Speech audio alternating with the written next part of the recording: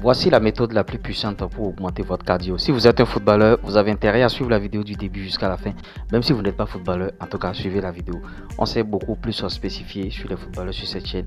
Donc, d'entrée de jeu, si vous me découvrez, bon, vous savez ce que vous avez à faire pour encourager le travail. C'est de liker la vidéo, de vous abonner et d'activer la cloche de notification naturellement. Et vous voyez, pour augmenter son cardio et en tant que footballeur, il n'y a pas midi à chercher à 14 h. D'abord, si vous n'avez pas un bon cardio, vous aurez envie de faire des choses que vous n'allez pas faire. Votre corps, votre cœur ne va pas vous permettre bien sûr de le faire parce que dans le cardio, il y a cœur. Il faut améliorer ce cardio-là. Ce cardio qui est très important au football. Vous allez voir des footballeurs, ils sont très bons, ce sont des génies, mais le gars, il va faire des coups d'éclat pendant 5 minutes, pendant 10 minutes, pendant 15 minutes et il va disparaître. C'est-à-dire durant tout le match, il ne va plus rien faire. Allez vous renseigner, il faut savoir que celui-là, peut-être qu'il fume ou bien peut-être qu'il boit trop. Vous voyez, c'est un peu ça. Le tabac coupe bien sûr la gorge, l'alcool coupe les jambes. Vous voyez, et quand il fume beaucoup, c'est-à-dire il n'a pas un bon cardio, et bon, il ne peut que s'en prendre à lui-même. Ça veut dire que si tu es un footballeur, tu es dans cette situation et toi tu es toujours dans les boîtes de nuit ou bien tu es avec des amis et tu dis bon, même si je fume un coup là, ça ne fait rien.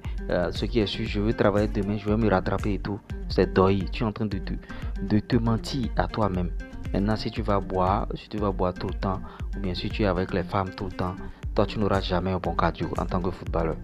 Quand tu vas jouer 10 minutes, 15 minutes, 20 minutes d'intensité, en intensité, on va se dire bon, en tout cas, lui, il est déjà fatigué, il faut le mettre sur le banc, tout ça là. L'entraîneur ne voudra même plus t'aligner.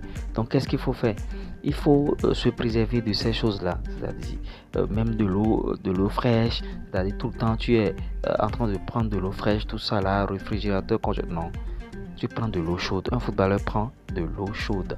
Parce que quand tu vas prendre de l'eau fraîche, tu vas commencer par détruire ton cardio et tout. Et tu vois, tu ne vas qu'à t'en prendre à toi-même. Même quand vous terminez bien sûr les séances d'entraînement ou bien les matchs, et il y a des clubs, ils font des erreurs, ils amènent des boissons gazeuses et des sucreries, tout ça là.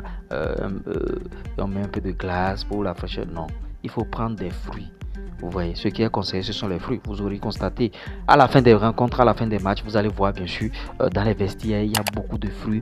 Il y a pomme, il y a orange, il y a banane, en fonction de ce que chacun aime bien sûr manger. Vous voyez, donc il ne sert à rien de mettre des boissons gazeuses, de faire des trucs. Non, non, non, c'est pas ça. Donc, vous devez travailler votre cardio. Maintenant, les exercices qu'il faut faire, il faut faire de la VMA, c'est-à-dire, vous voyez, la vitesse maximale aérobique, c'est-à-dire courir sur une longue durée et garder le même rythme. Au fait, il faut faire cet exercice-là de 15-15, c'est-à-dire sur 15 mètres, et tu marches, tu répètes sur 15 mètres des efforts comme ça. Et chaque fois, il faut faire le test à Luc Léger pour tester bien sûr votre cardio. Tu as quel niveau de palier? Est-ce que tu as 11 paliers? Est-ce que tu as 12 paliers? Est-ce que tu as 10 paliers? Je vais mettre le lien, bien sûr, du test Luc Léger en description. Je vais mettre le lien là en description et vous pouvez aller faire le test. Maintenant, si tu fais ce nombre de paliers, c'est chercher à améliorer chaque fois. Aujourd'hui, j'ai fait 12 paliers. Demain, j'ai fait 13 paliers. Ah, je dois faire 14 paliers. Je dois faire 15 paliers.